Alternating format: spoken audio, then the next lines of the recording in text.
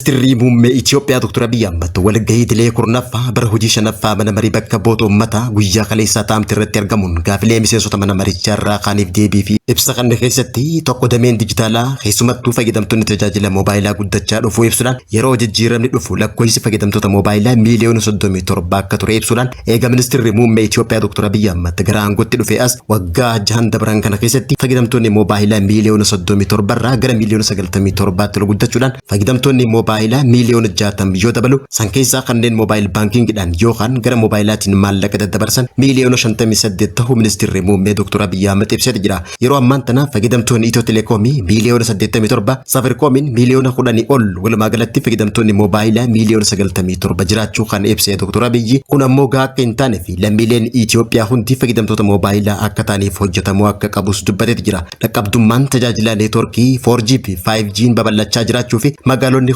takkaa fi 70 fayyadamtoota 4G akkasumas magaalonni 28 fayyadamtoota 5G ta'uu isaanii ministeerri muummee ibsuudhaan kunis lammiileen tajaajilaa fi daldala si'ataa akka argatan kan dandeessee jiru ta'uu ibsee jira.